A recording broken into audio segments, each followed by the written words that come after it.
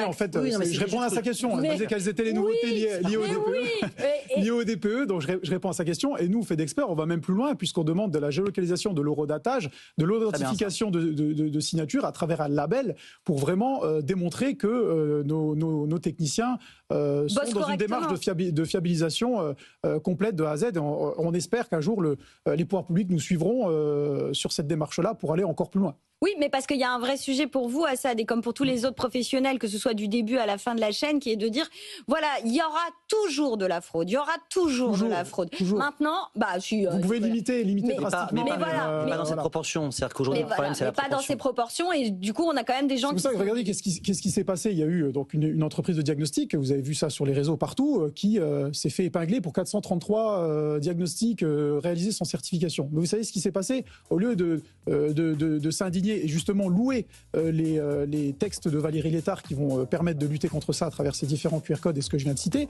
il a été dit « Ah mais vous avez vu, c'est scandaleux, ça veut dire que les certifications des diagnostiqueurs ne servent à rien, on peut frauder ». C'est pas du tout ce qu'il faut retenir. Ce qu'il faut retenir, c'est que l'organisme certificateur avait mis hors jeu ce diagnostiqueur-là. Il a continué malgré tout à à réaliser des diagnostics sans certification.